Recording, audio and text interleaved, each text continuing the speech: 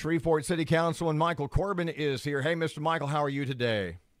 Good morning, Aaron and Robert. How are y'all today? Do me a favor before we start. Please tell Aaron that you weren't ignoring her this morning at like 6:05 when she first texted you that you might have had something, important to do, like get a good night's sleep. Okay.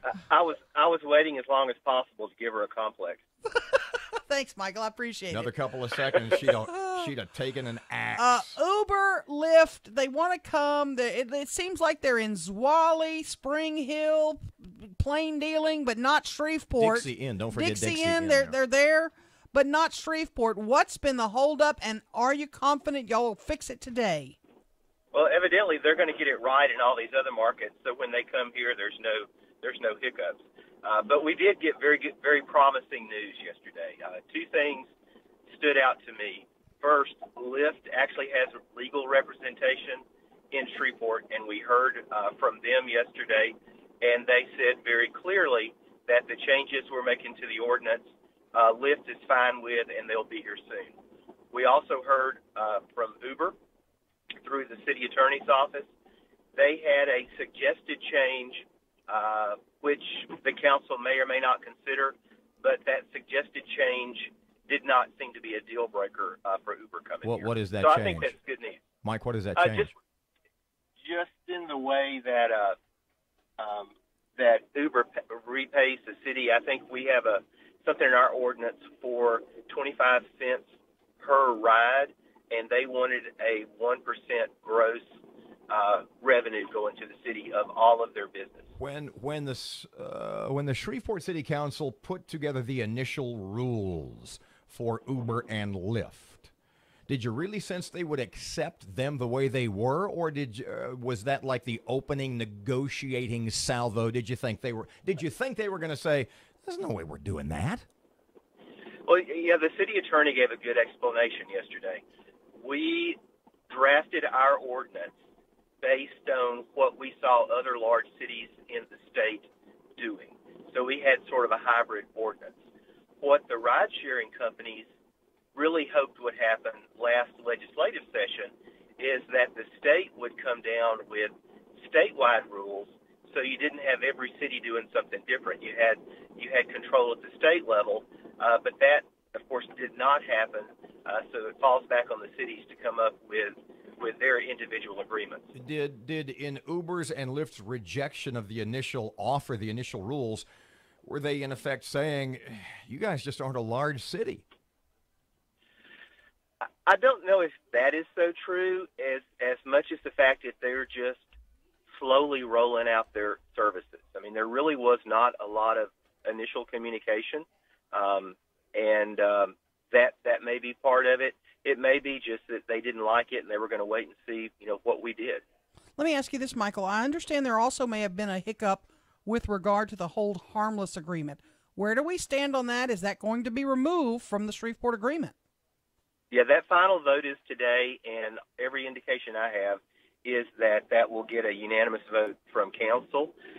So once that is done, I believe that gets the ball rolling, especially with Lyft. And I have to believe that Uber will not be far behind. And the hold harmless agreement, tell folks that are listening what that does. What we tried to put in, or what the recommendation of the city attorney was, is that if there was a tragedy involving a ride-sharing company and a passenger, that you could not come back and sue the city or hold the city liable for any part of that. And that was just based off some past incidences that have happened in our region. After some further investigation, a lot of other cities don't do that, and nobody really had any major problem with removing that from the ordinance. Sounds to me, Michael, the skids are greased, or the greased are skids. I don't know what the cliche is. The point being, do we have, after today's meeting, do you think you'll have a target date for Shreveport and Uber and Lyft? If their legal representation is back today, I will certainly ask them that. Just the general nature of the comments that he made yesterday lead me to believe that once our vote is taken today, that the ball will be rolling pretty quick. This does mean jobs for local people who want to part-time gig being an Uber driver, right? Right. It means it's another employment opportunity for Shreveport and Bossier. And Bossier kind of follows what we do with for-hire companies. So as we get it rolling here, it will also roll in Bossier. It will free up my phone on Friday and Saturday nights because I seem to get a lot of text about 10:30 or 11 o'clock, people saying, how come we don't have Uber? I need a ride home. Just to clarify for the time being, if Shreveport has Uber and Bossier City and surrounding communities do not, Uber will pick you up in Shreveport and take you to Bossier, but they won't pick you up in Bossier and bring you to Shreveport, right? There is some agreement between Bossier and Shreveport. I believe that you stated it exactly right. Until Bossier finalizes some things with the ride-sharing companies, we could do drop-offs, but they could initiate a ride in Bossier City. Impact on cab companies, real quick? Yeah, I think that will kind of shake out as we go along. There was a conversation earlier, I think, on y'all's show about it's an opportunity for the cab companies to step up a little bit. And I firmly believe that. I think it's, competition in business is good.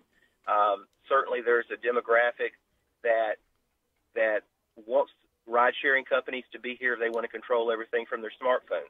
There's another demographic that is a little more old school and wants to use cabs, have relationships with their cab drivers.